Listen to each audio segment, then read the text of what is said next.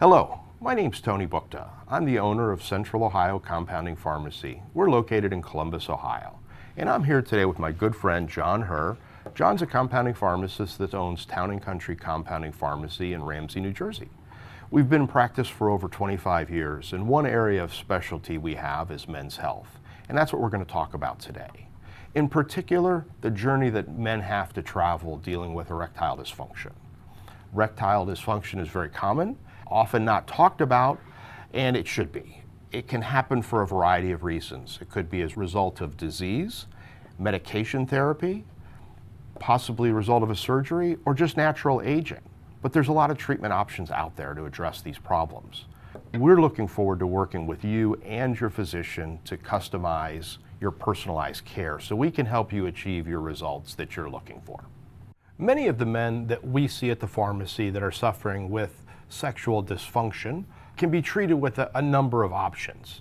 Either oral medications like Viagra, Cialis, or possibly a sublingual version of those medications, a vacuum erection pump, or even a penile injection. So today we wanted to talk about the penile injection, which is commonly known as Trimix or QuadMix. And we wanted to talk about, how to use it, how to store it, and how to inject it. These medications are temperature sensitive. Either it'll be stored under refrigeration or it'll be stored frozen. But we'll go over that with you, and it'll be clearly labeled on your medication when it is dispensed at the pharmacy. That's a good point, Tony, because I think when both of us started making these injections in our pharmacies, we typically used a 5 ml bottle, and many of the patients are very used to getting in the 5 ml bottle. And now it's become more common to get, what we see as like 5 by 1 ml vials. And do you get questions about that from your patients? Like, why was that changed? Yeah, it's come up, and they're just not really clear what that was about. And we explained to them with the government regulations, the change in how we operate in the pharmacy, that it's being required. But it also improves the quality of the product, that they can keep 4 of the vials stored in the freezer and then just use the one as they need it. So it kind of extends the potency, the effectiveness of the medication. Yeah, that's a good point, because even though there's many articles out there that say that it's stable for 30 days refrigerated or up to 6 months frozen, due to the new USP guidelines, it really should be refrigerated for 3 days and frozen for 45. Hence the little 1 ml vials instead of getting the larger vial. And actually, we've gotten a lot of feedback from our patients that by keeping only the 1 vial in the refrigerator and the other vials frozen, it seems to maintain its potency and its effectiveness better. Yeah. We've seen the exact same experience with our patients. And one of the things that even happens is they like the small vials for traveling. You don't have to carry everything with you. They can just take a 1 ml vial. It's easier to transport on a plane and have with them on their vacations. So John, one of the questions we get is how long is this good for? So what type of expiration do you assign to your medications? Well, it's a good question, because as a compounding pharmacy, we always make the medication exactly to the patient's specification in conjunction with working with the urologist. So we can make any combination, but when we do that, because we didn't have a stability study, then we're required to keep it 45 days frozen as a maximum expiration date. Now, I know at your pharmacy you do have a couple strengths where you do have a stability study. And in that case, as long as we follow that study, we can make that exact strength, and it's actually good for 6 months frozen. Again, we're a compounding pharmacy, and we like to customize our medication to the patient. But oftentimes, if you're just starting off with the medication and your urologist is familiar that we have these particular stability studies, he or she may wish to start with that medication, because if it is right for you, it is more convenient to have a medication that can last for 6 months. And patient-focused professional pharmacies such as ours also try to make things easier for the patient. One of the things we have is an injection kit. It comes with everything you need to prepare and administer your injection. It comes with the syringes, a nice instruction sheet to go over. We do recommend watching the video, but it's also good to have written instructions in conjunction with the video. And alcohol swabs, which we'll need for both swabbing the vial and also swabbing the penis. Tony, could you maybe show them how you would draw the medication out of the vial? It can be a little confusing. How do you explain it to the patient? Sure, John. Let me go over that for you. The first thing we tell our patients to do is to take their medication out of the freezer, take out one vial that they're going to be using, and then return the rest of the medication back to the freezer for cold storage. Even though this is frozen, you can hold it in your hand for a minute or maybe 2 or 3. It's a small volume, so it'll melt pretty quickly. This one's already ready to go. So first thing you want to do is remove this foil seal. It's a tamper-evident seal that we put on just to indicate that it's been a compounded medication. And then once you remove this, you'll be able to know this is the vial you're going to be working out of. First thing you want to do is use an alcohol swab. This is very important to clean the top. You'll want to start that by just putting a few sweeping motions to remove any potential contaminants, but also kill any bacteria. You'll want to let that completely dry because that's part of the killing process. So you want to make sure that happens to ensure sterility. While that's drying, we can prepare the needle. First, you'll want to remove the plunger cap and just set that off to the side. You're not going to need that again. And then the needle cap. Important thing to always remember with the needle is to ensure nothing comes in touch with the needle surface. This is going to be injected into your body, so we want to maintain sterility at all times. Hey Tony, you know what I was just thinking is we get a lot of questions and I think it's confusing because we typically use an insulin syringe which is dosed in units. What do you tell your patients about that? Yeah, that happens all the time. So we'll let them know 10 units is the equivalent of 0.1 milliliters, and they can always look on their label. It'll be specified what that dosage is going to be that they're going to need to drop in their syringe. Yeah, that's good information because I do know that confuses a lot of patients because your urologist may mention you're going to inject, 0.1 ml or cc's or 0.2, and then they get the syringe that says 10, 20, 30, and they get confused. They don't really know what to do, but we'll always go over that. It'll be in the instructions that we'll send out, be on the patient, on your prescription label, and always refer back to the video or call us at the pharmacy. We want to make sure you use your right dose every time. So now that the vial has dried, we're ready to enter it. So the first thing you want to do is pull back on the plunger to your dose. So you'll be injecting air into the vial for an equal exchange of what you want to draw out for your medication. So when you enter the vial, you go directly into the rubber stopper like that, invert the vial, push the air into the vial, and then draw out your dose. You'll probably want to draw out a little bit more just to make sure you can get any air bubbles out of the vial, out of the syringe. Tap that, and then push up to the required dose. Pull that back out. You can set that vial off to the side and then replace the cap to protect the integrity of the needle. At the point when you have withdrawn the needle from the vial, you could be ready for injection, couldn't you? Right, you could be ready to go. Okay. And so when we talk to our patients, one of the things we often say is you can even draw it up an hour or so ahead of time. So you're ready to go. Just put this back in the refrigerator until the time that you need it. So either way is totally acceptable. Just depends on each person's individual needs and timing. Yes. And that was a good demonstration. And one of the other things we always mention to the men, it's much easier when it's a brand new vial, but you might get, 3 or 4 doses out of each little vial or 5 doses. It really just depends on what your doctor has prescribed as the dosage. So it does take a little technique as the volume in the vial goes down over multiple uses of not having the needle of the syringe all the way up into the vial. And that's a little technique, and over time you kind of learn that. Yeah, you get it, definitely. Now, John, in your experience, what are some of the comments that you hear from men getting started on Trimix or penile injections? Well, actually, fear. I mean, many people are needle phobic. A lot of people don't like needles. But, to be honest, just the thought to any man, the thought of actually taking a needle and having to inject their penis is very fearful. And, it's understandable. For that reason, often it will make a test dose.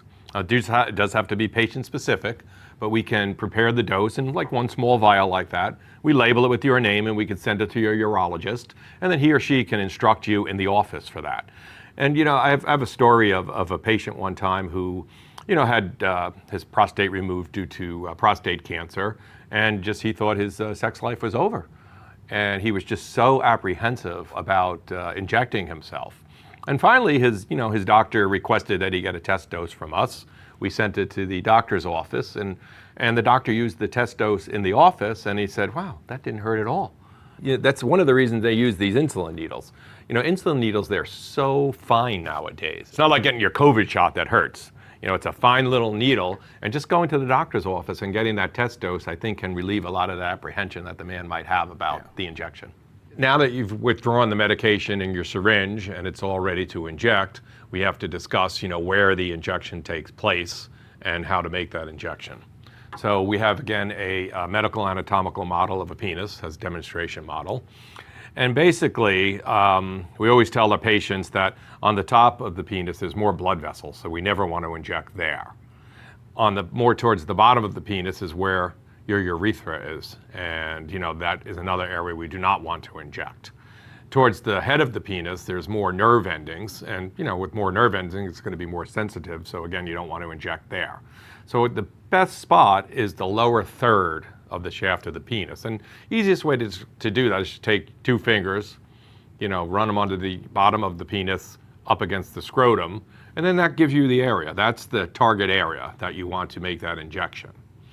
Also, we usually at the pharmacy, I think, as you recommend to your patients, is what is the position that you usually typically recommend? 10 or 2, kind of on the face of the clock, to give you that orientation, approximately a 45-degree angle, so they can inject into the penis, kind of targeted towards the center. Okay.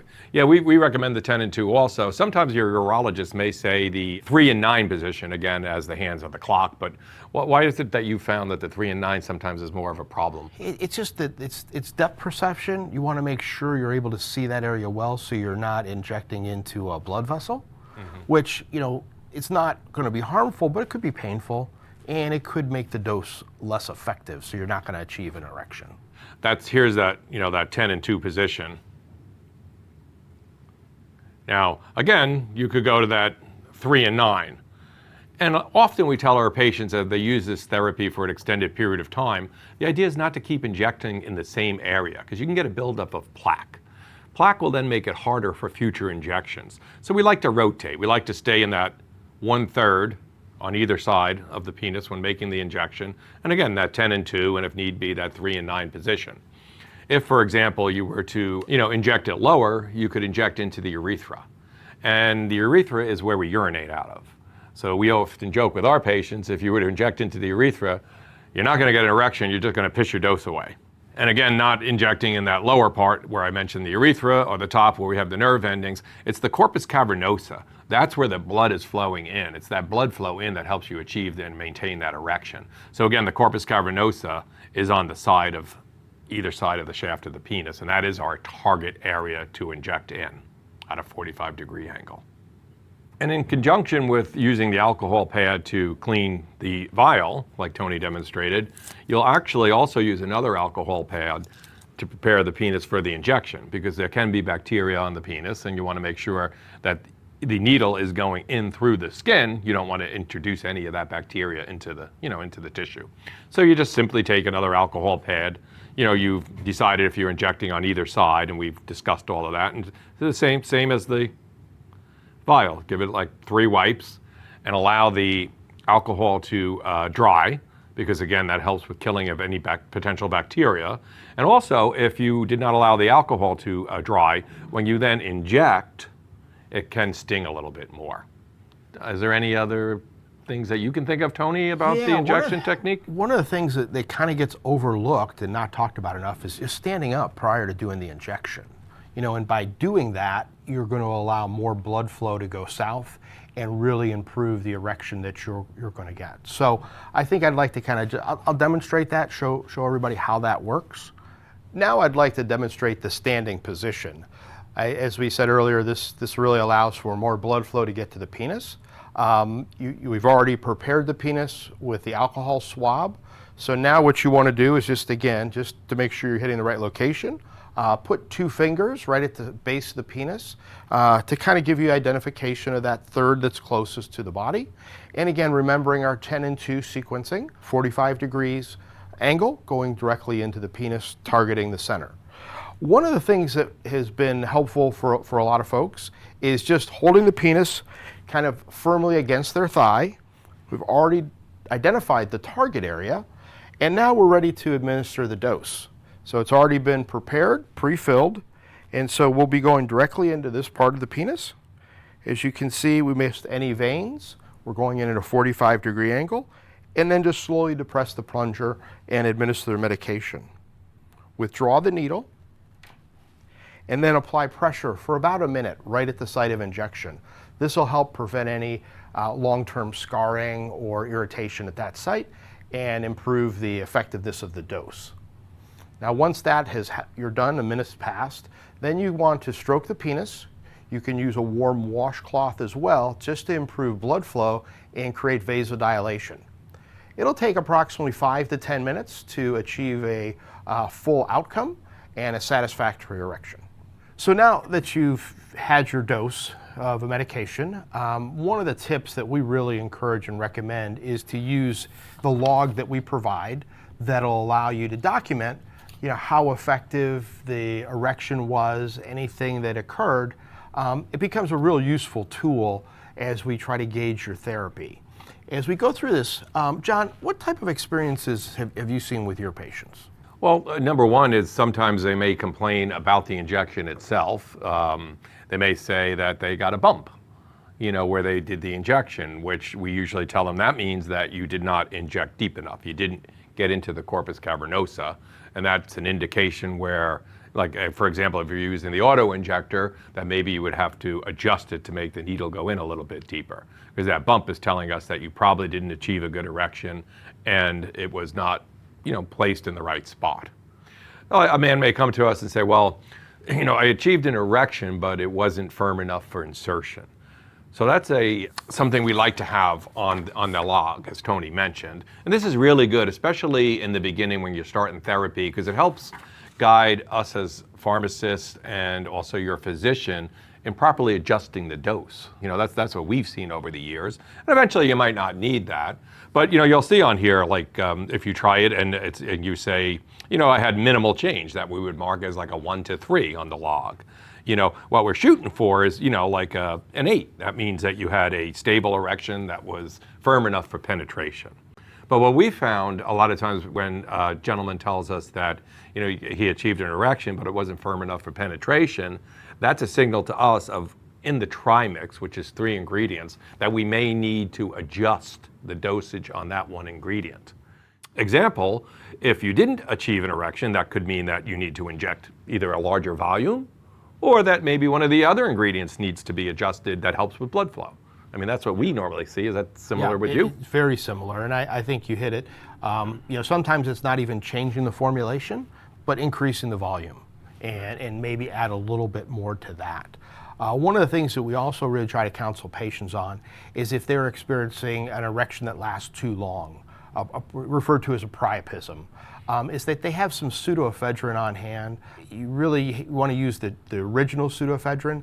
You have to sign for it. It's behind the pharmacy counter, and that'll help cause that dilation to constrict and alleviate the erection. Some patients may even want to chew up the tablets. They taste bitter, but it increases the onset of action. And if it still lasts longer than 2 hours, you'd want to contact your physician. Yeah, that's a good point. I mean, it doesn't really happen that often, but it's best to keep that Sudafed on hand just in case. One of the other things we mention to our patients, and we have them available in the pharmacy, is a sharps container, because that way the needle that you used, it's a nice way to dispose of it and get rid of it without causing anybody to touch a needle that might have been in a trash bag or something and getting a stick. Really, the key of using this tool is it allows us to communicate with your physician to really optimize your particular formulation, so you can have successful erections and enjoy a very satisfying sex life. And that's the goal. And again, both of our pharmacies are here to help you. Please contact us with any questions, and we hope this video has been very informational.